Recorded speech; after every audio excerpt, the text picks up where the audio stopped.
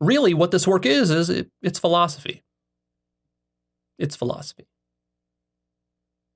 But since we're living in the Dark Ages, our mainstream notions of what philosophy is are very corrupt and distorted.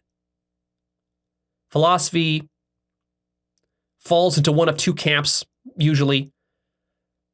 Camp number one is people who regard philosophy as just pure mental masturbation, completely irrelevant to human life, and just nonsense.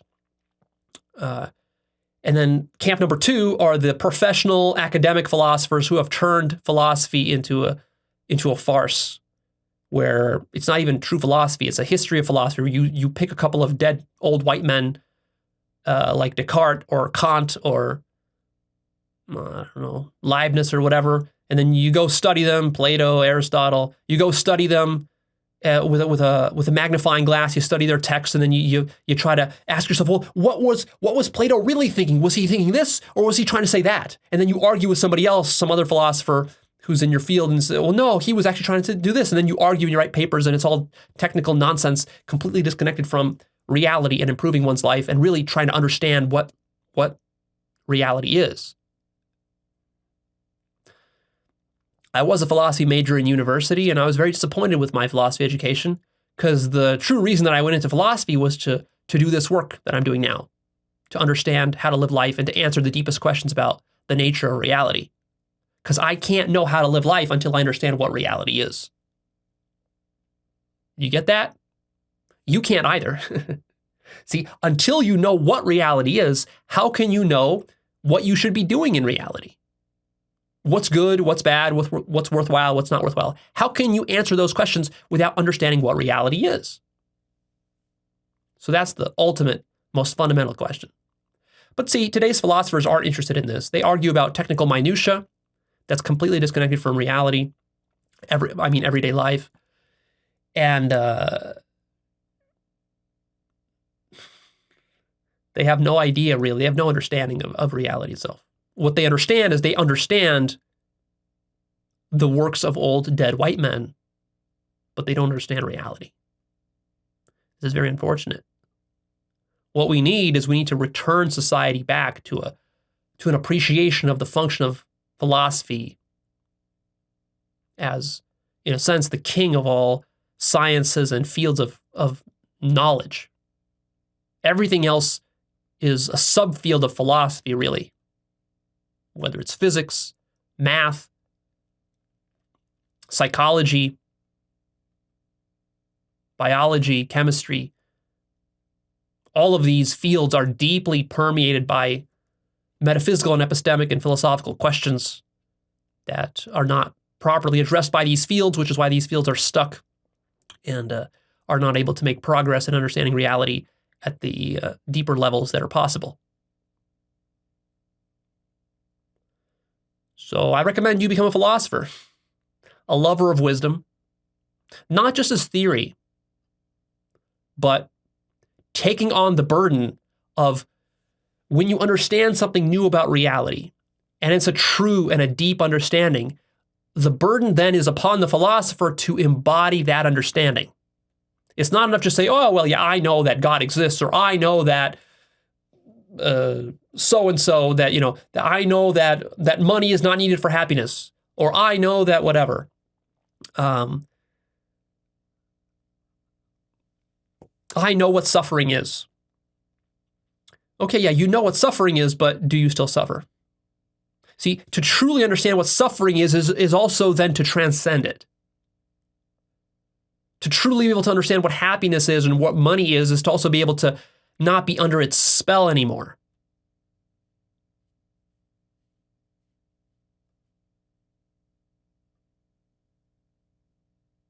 So, in the classical ancient Greek sense, the true philosophers were those who pursued a deep,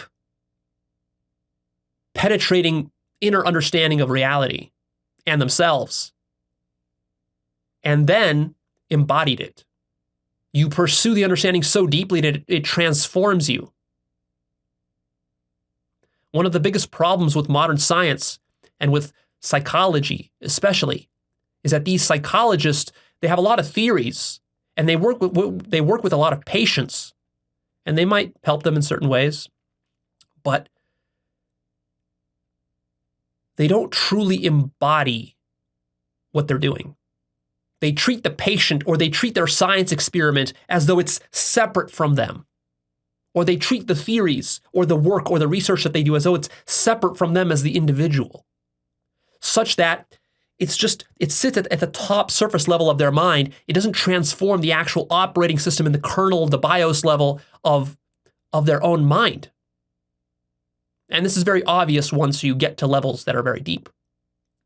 Because once you yourself understand how to transform your own BIOS, and you've done enough of that, then you're going to see very clearly which people have done it and which people have not. Which people understand how it works and which people do not. So similar to how a hacker will recognize a hacker. And it's very easy for a hacker to see that your grandma is not a hacker. But it's difficult for your grandma to really understand what a hacker understands.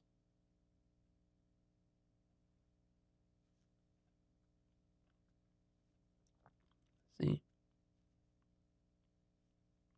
So what we're talking about here is a philosophy that is intimately connected with all of the results you get in your life that you're unhappy with. Because you see, with a scientist, like a scientist can go, like a chemist, can go into the lab, do his work on his research experiment, then he can come back home, he can drink a bottle of whiskey because he's tired, he wants to unwind, he can even curse at his wife because, his wife is annoying him for whatever reason because he was working late and not making love to her properly. He doesn't know how to properly make love to his wife because he's just, he's like this academic nerd type. He's got money problems. He's got other emotional problems like baggage from his childhood and whatever else.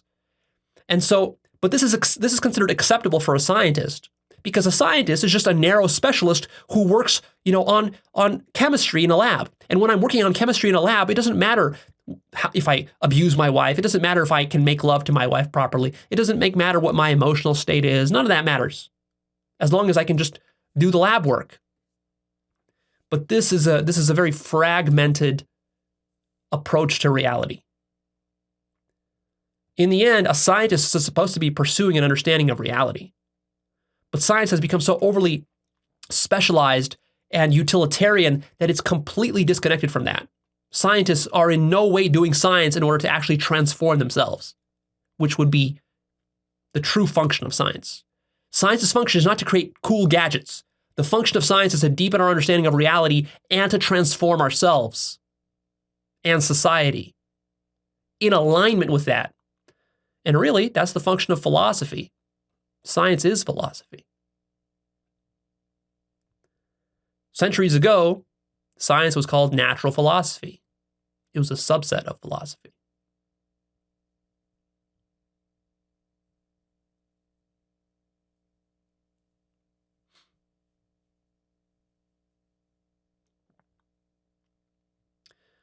When the ancient Greek philosopher Heraclitus was asked by one of his students or onlookers, how did you reach this state of enlightenment? He became enlightened. He said, I studied myself.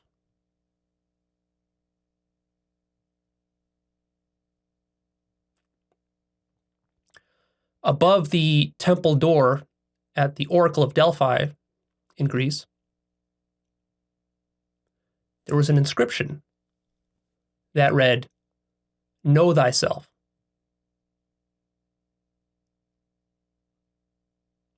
That's true philosophy.